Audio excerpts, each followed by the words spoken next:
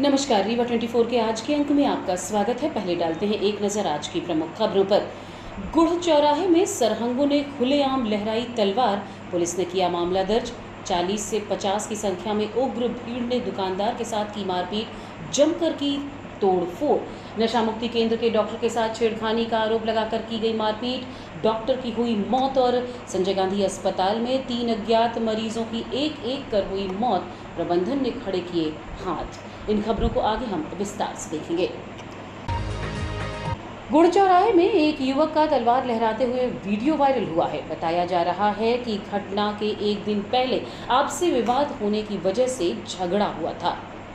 गुड़ चौराहे की रहने वाली 22 वर्षीय रिंकी बंसल ने बताया कि उसके मोहल्ले में 18 अगस्त को शिवचरण बंसल का विवाद राहुल सोनी से हुआ था। तब उसके पति मिथुन बंसल ने दोनों के बीच बचाव किया था। पति मिथुन बंसल ने कहा कि घटना 18 अगस्त की है। उसके बाद 19 अगस्त को शिवचरण बंसल का बेटा अभिषेक बंसल उर्फ कैया और सागर बंसल घर में घुसे और तलवार लेकर गाली गलौज करते हुए मेरे पति मिथुन की तलाश में आए थे। जब हम लोगों ने मना किया तो गाली गलौज की और जान से मारने की धमकी दी। इसके बाद आरोपी वहां से चले गए, जिसकी रिपोर्ट दर्ज कर दी गई। वहीं घटना को लेकर एसपी विवेक सिंह ने बताया कि एक दिन पहले हुए विवाद की वजह से आरोपी अभिषेक बंसल तलवार लेकर गया था, जिसके ऊपर एफआईआर दर्ज कर ली गई। मामले पर कार्यवाही की जा रही है। आपका क्या नाम है? रिंकी बंसल। मैं कल थाने गई थी रिपोर्ट डलवाने। ये सुचरण का लड़का, सुचरण लोग मेरे घर में घुसे थे तलवार लेके और कहते हैं मार देंगे, और मेरे पति के ऊपर कहते हैं एनडीपीएस लगवा देंगे। जुआ 10 साल से खिलवाता है जुआ, और बोलता है हम इतना पैसा खरीदे हैं, सबको खरीदे, पुलिस वालों को खरीदे हैं, एनडीपीएस लगवा देंगे। 1.5 लाख रुपया हम देते हैं थाने में, कोई कुछ नहीं उखाड़ सकता है। और मैं गई थी थाने में रिपोर्ट डलवा के आ चुकी हूँ। फिर वो लोग सब लोग घुसे थे धमकी देने की रिपोर्ट क्यों डलवा के आए।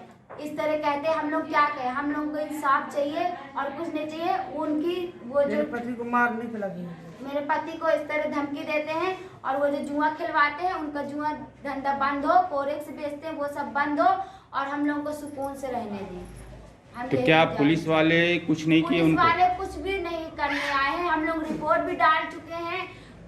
आए थे एक बार समझा के, हम ही लोगों को समझा के गए हैं, और उसके घर में कुछ नहीं बोले ना। अभी तक वो मुजरिम पकड़ा गया है, कुछ भी नहीं कार्रवाई हुई है। बल्कि जब वो रिपोर्ट डाल के आए हैं, फिर वो लोग हमारे घर में घुसे थे कि रिपोर्ट डाल के क्यों आए। तो क्या दोबारा फिर आप लोग पुलिस वाले के यहाँ गए, थाने गए क्या? हाँ, वो जब कुछ करते ही नहीं है तो क्या हम लोग जाए। गए थे, रिपोर्ट डाल के आए, पूरा प्रूफ दिखा के आए हैं, वीडियो रखी है, नंगी तलवार मेरे पावर में है, बोलते हमारे पावर में है, पुलिस एसपी सब हमारे पावर में है। कल एक वीडियो वायरल हुआ था सोशल मीडिया पे, जिसमें एक लड़का है वो तलवार लेके घूम रहा है, और जो फिर हमने पूरा घटनाक्रम पता किया तो एक दिन पहले एक और विवाद हुआ था, और जिसमें उसके साथ मारपीट की गई थी, और जिसकी एफआईआर भी थाने में हुई थी, कोतवाली थाने में। उसके उपरांत ये व्यक्ति जो फरियादी था उसमें ये तलवार लेके घूम रहा था, धमकी देने और जान से मारने की उद्देश्य से, नियत से, और जिसके आधार पे इसमें भी हमने मुकदमा दर्ज किया है, और जो भी दोनों पक्ष हैं उनके खिलाफ इसमें कार्रवाई की जा रही है। कोई भी व्यक्ति अगर कानून का उल्लंघन करेगा तो उसके खिलाफ सख्त कार्रवाई की जाएगी। इसमें निश्चित रूप से जो भी वीडियो वायरल होते हैं, जैसे संज्ञान में आता है और जैसे चिन्हित होते हैं, कई बार ऐसा होता है कि फरियादी रिपोर्ट नहीं करते हैं, लेकिन पुलिस संज्ञान में आते ही पुलिस उसमें तत्परता से कार्रवाई करती है। और कहीं पे भी इस तरह का कोई अगर भय फैलाने का कोशिश करेगा तो उसके खिलाफ कड़ी कार्रवाई की जाएगी।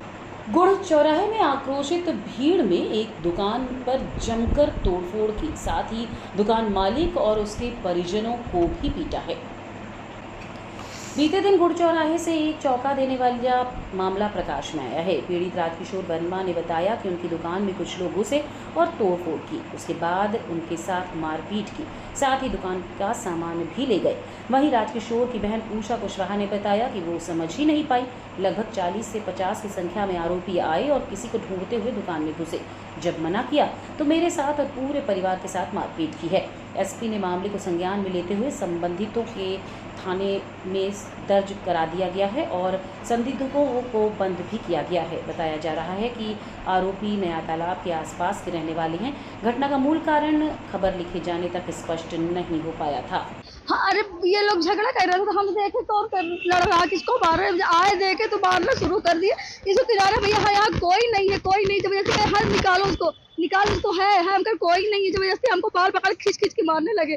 भी लड़कियां लेडीजें आ रही थी, लेडीजें मार रही थी। फिर उसे जेंट्स डंडा ऐसे लिए, बिल्कुल डंडा लिए हमारे ऊपर सर पे मार रहे थे। ये अपने यहाँ पर बस्ती कही है बगल से, ये दोमहटी बस्ती से नया तालाब वाले पूरे मतलब 30-35 लोग से जिसको देखो वही डंडा लेके वही मार रहा है, कहीं कुछ तोड़ रहा है, कहीं चाकू लेके आ रहा है, निकालो उसको मारो। हम ही को मार रहे थे, हम आगे थे। ये इस तरह के डंडे इस तरह मारे, आज टूट गया, मेरे को मारे तो टूट गया मेरा हाथ, बिल्कुल ये इस तरह देखिए पकड़ के गड़ेल रहे थे। विवाद कुछ नहीं है, ये भैया के वही दुकान में सामान लेने आए तो भैया अंदर घुसने लगे। भैया बोला हमारा कि ये सामान आप बाहर से ले लो, बोले नहीं हम अंदर से लेंगे, तो जब पैसा खींचने लगे तो भैया बाहर किनारे ठोस के हम सामान नहीं देना है, तो लेके एक दूसरे को मारने लपटने लगे। फिर 4 लाख को बुला लाए, सब आके तोड़ने फोड़ने लगे। अब इनकी दुकान में सामान लेने के लिए अंदर जा रहे थे, इन्होंने मना किया, तो इसी बात को लेके इनकी जो है तो उनसे बहस हो गई। और वो लड़का जो था तो वो किसी को फ़ोन किया, उसके पीछे 3 लोग आए, फिर और बहुत से लोग आ गए, करीबन 40-50 लोग वो लोग थे, छोटे बच्चे सब लेके लूटपाट भी किए हैं, सामान भी बहुत तोड़े हैं इनका। और मतलब छोटे बच्चे से लेके लेडीजें तक थी, और यही सब बस्ती के थे। और ये नहीं देख रहे हैं कि कौन हमसे मतलब किसकी घटना है, किससे वाद विवाद हुआ, जो सामने आ रहा है उसको डंडे से मार रहे हैं। यहाँ तक कि लेडीजों को भी मारे हैं, उनका भी मतलब खून निकाल दिए हैं मार के। क्या पुलिस आई थी? जी पुलिस को बुलाया था? हाँ पुलिस को बुलाया, पुलिस आई थी। अब वो बोल रहे हैं कि आधे घंटे से आप लोग सब थाने में आइए। आधे घंटे बाद बुलाए थाने? हाँ मतलब ये लोग जा रहे हैं, अब अभी सब सामान समेटेंगे, फिर बोले वो पुलिस वाले वो खड़े हैं आपके पीछे 2-4 लोग। अब नाम ढूंढ के लाइए। पहले भी घटना हुई है यहाँ पे विवाद की स्थिति? यहाँ पे नहीं हुई है, कभी नहीं हुई है, कभी घटना नहीं हुई है।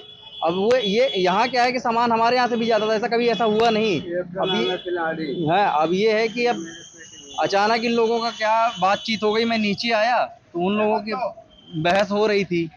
तकरीबन कितने लोग रहे होंगे आप? तकरीबन हाँ, कल शाम को गोड़ चौराहे पे थाना बिछिया क्षेत्र में एक विवाद हुआ था, और जिसमें सूचना हमको मिली थी, पत्रकार आपके माध्यम से मिली थी, और जिसके आधार पे फुटेज के आधार पे फिर हमने जो दुकानदार है राजकिशोर वर्मा, उनकी तरफ से आरोपियों के खिलाफ इसमें हमने तोड़फोड़ का और मारपीट का इसमें मुकदमा दर्ज किया है, और 3 आरोपियों को अभिरक्षा में भी लिया गया है। बाकी जो उसमें संलिप्त थे उनकी पता रसी की जा रही है, उनके बारे में पहचान उनकी की जा रही है, उनको भी गिरफ्तार किया जाएगा।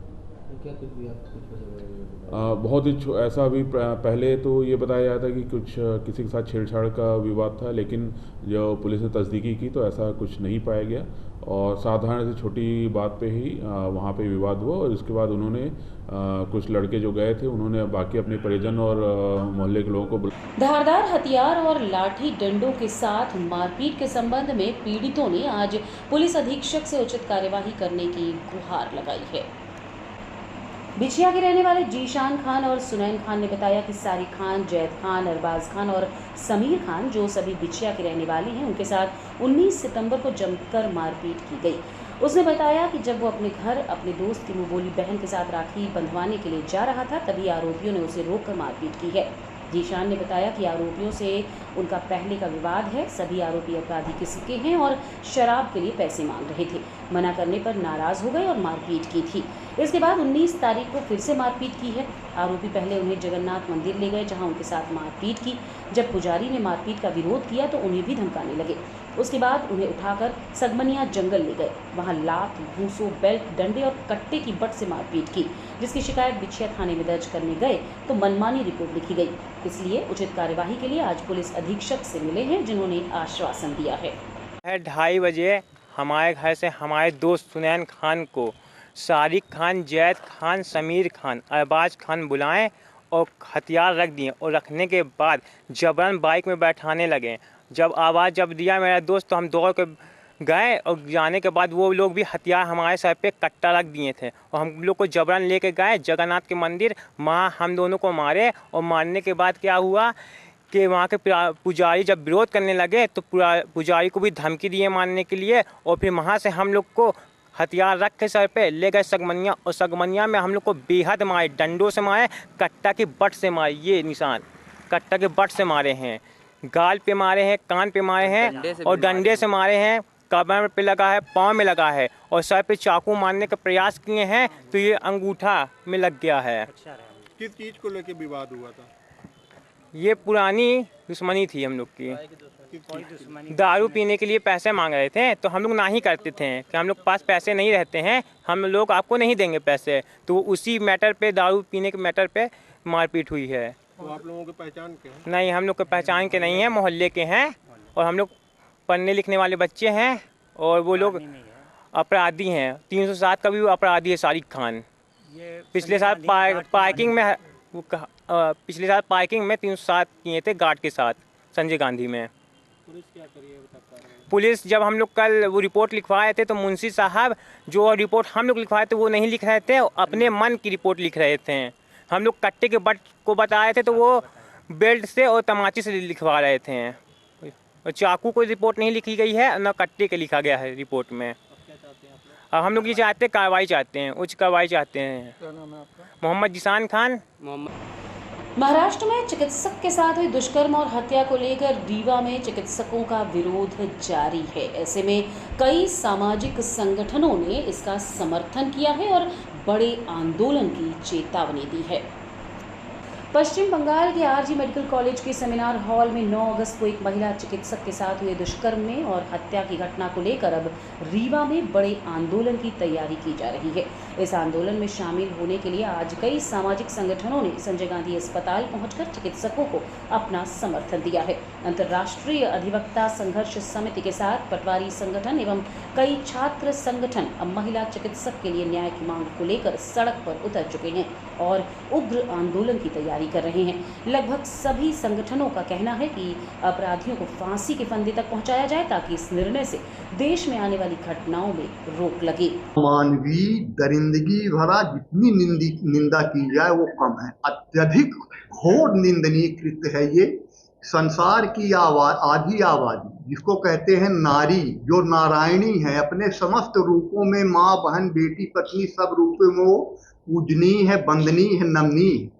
उसके साथ इस तरह से घृणित कार्य किया जाना पूरे मानवता को, विश्व मानवता को, भगवान को भी शर्मसार किया है।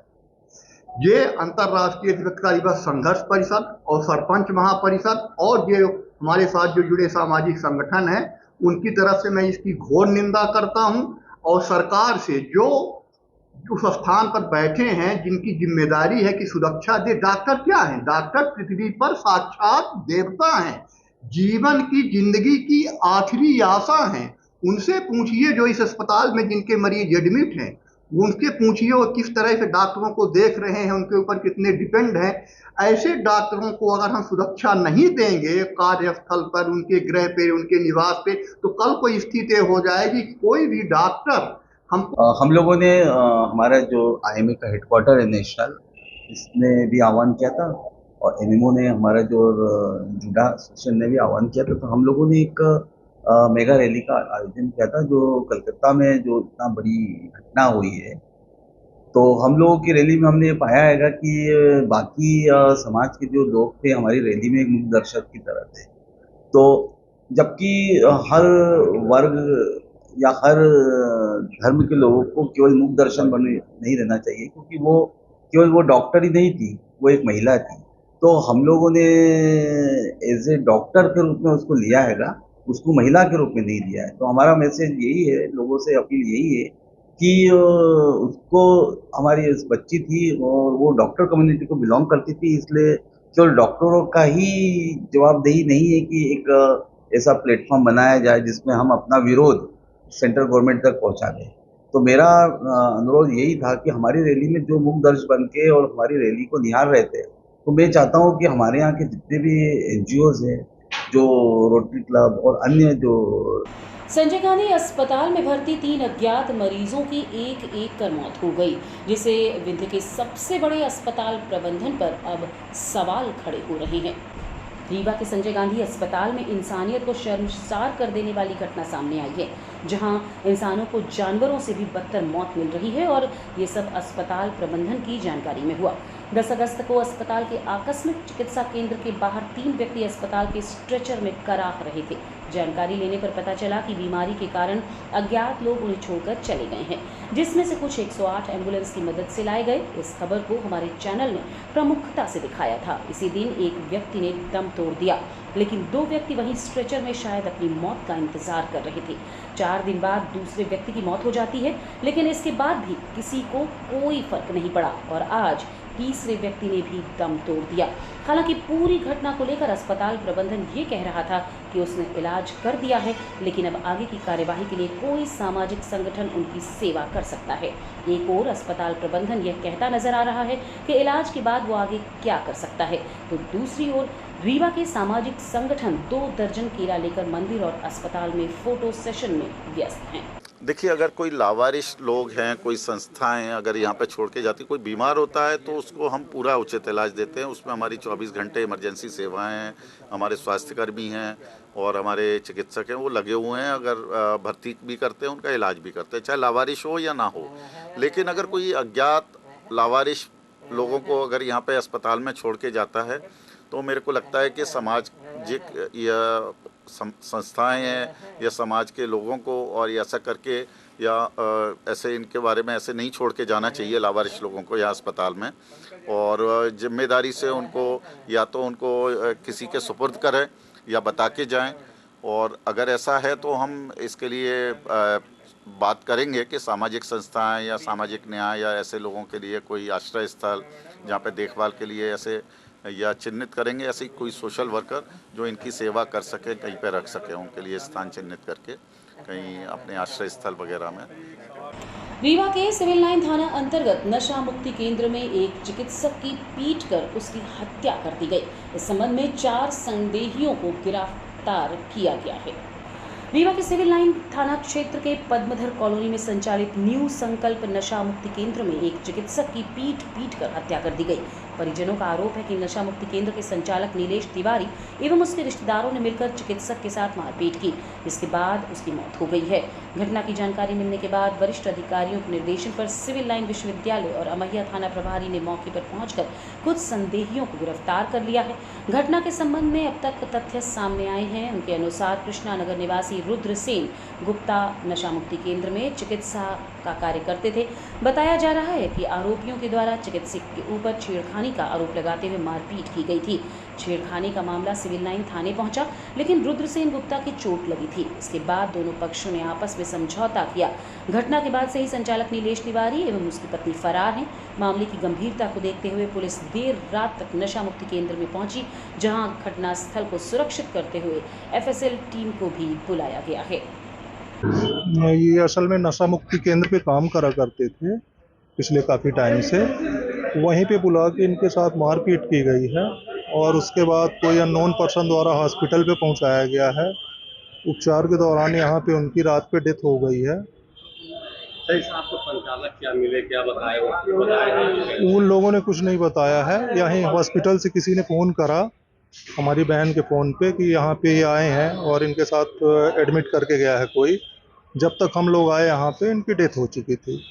शरीर में निशान है मारपीट? हाँ, मारपीट के निशान हैं, सर पे है, आँख के ऊपर है, हाथों में भी है, कई जगह पे निशान है। क्या आरोप लगा रहे थे, क्यों मारपीट की है, कुछ पता चला आपको? इनका पीछे क्या है, कुछ पेमेंट के लेके बातचीत थी। पीछे ये काम कर रहे थे और इनकी सैलरी वो नहीं दे रहे थे, उसको लेके थोड़ी बहुत बातचीत हुई रही। अब उसके बाद ज़्यादा अपने लोगों को जानकारी नहीं है। बाकी ये कॉल करके कल खुद बुलाए थे।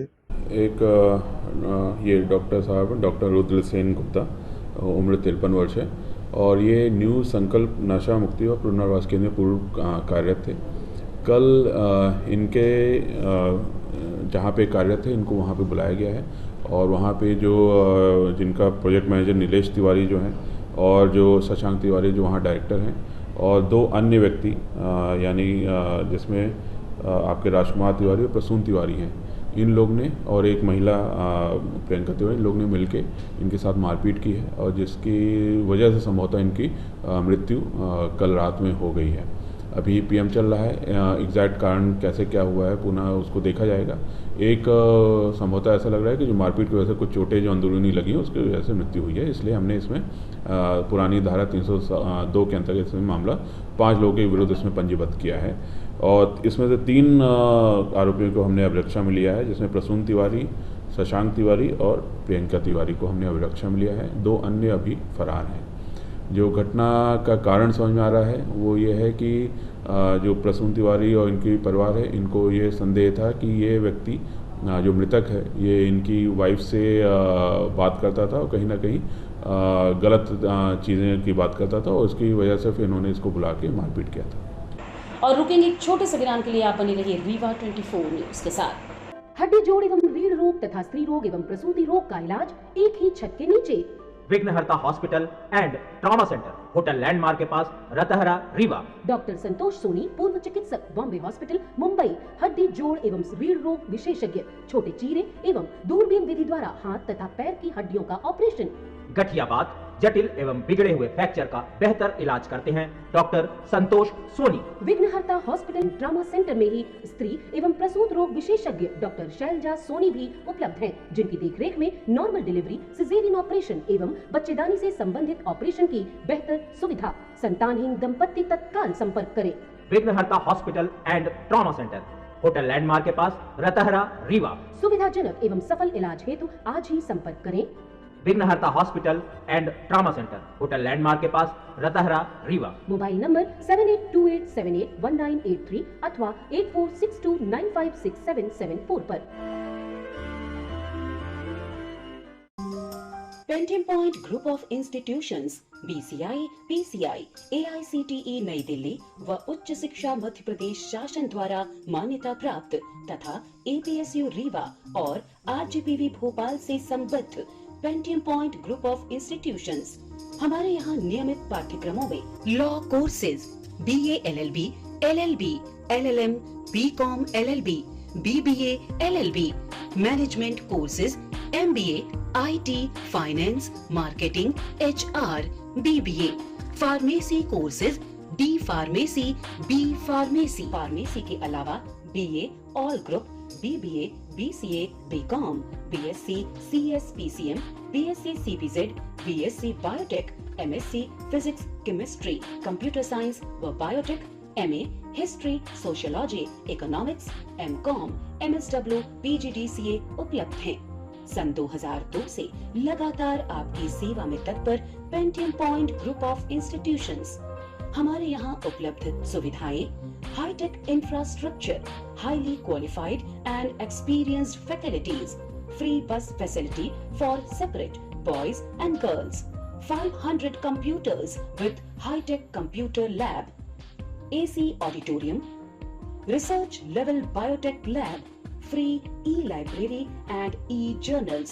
तो हमारा पता याद रखें, हमारा हेड ऑफिस है 24 हेडगेवार नगर, कॉलेज चौक, रीवा। हमारे कॉलेज कैंपस हैं करहिया सिमरिया रोड, रीवा और हरदी सिमरिया रोड, रीवा। अधिक जानकारी के लिए हमें इन नंबर्स पर संपर्क करें। अपने बच्चों के उज्जवल भविष्य के लिए संपर्क करें Pentium point group of institutions. भाईचारे और प्रकृति प्रेम से जुड़े पर्व कजलिया को आज बड़े ही धूमधाम से मनाया गया। इस दौरान बाबा घाट में भारी संख्या में महिलाओं की भीड़ देखी गई। कजलिया प्रकृति प्रेम और खुशहाली से जुड़ा पर्व है। इसका प्रचलन सदियों से चला आ रहा है। राखी के दूसरे दिन कजलिया मनाया जाता है। इसे कई जगह पर भुजरिया भी कहा जाता है। बुजुर्गों के मुताबिक भुजरिया नई फसल का प्रतीक है। कजलिया पर्व के लिए श्रावण मास की अष्टमी तिथि और नवमी तिथि को बांस की छोटी छोटी टोकरियों में मिट्टी की तह बनाकर गेहूं या जौ के दाने बोए जाते हैं।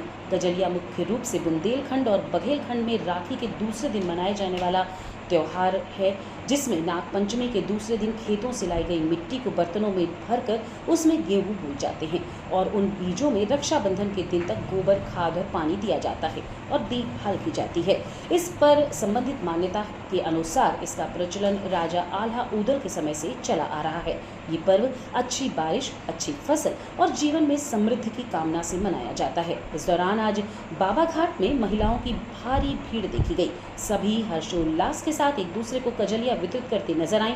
इस संबंध में कई कहानियां भी प्रचलित हैं, लेकिन मुख्य रूप से ये बरसात के बाद नई फसल को उत्सव के साथ मनाने का एक तरीका है।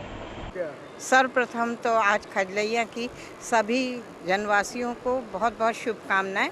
खजलैया का महत्व तो आज से नहीं है, वर्षों पुराना है। आल्हा उदल के समय से था, आज का ये नहीं है। उस समय पृथ्वीराज के समय था जब उनकी बहन को शायद रख लिया था। तो वो ये इतिहास आज का पुराना नहीं है और ख़ास तौर से वो हमारे बुंदेलखंड और बघेलखंड में ये परंपरा चलती चली आ रही है। कहीं पर इसको कजलिया कहते हैं और कहीं पर इसको भुजरिया के नाम से भी प्रसिद्ध है, किंतु पर्व इसका यही महत्व है। और इसलिए बोलते हैं कि जिस तरह से धन धान्य से सब संपन्न रहे, पूरे परिवार में खुशहाली रहती है, ये मान्यता इसके पर्व की है कि इसको जो उतने हरा भरा परिवार रहता है हमारा।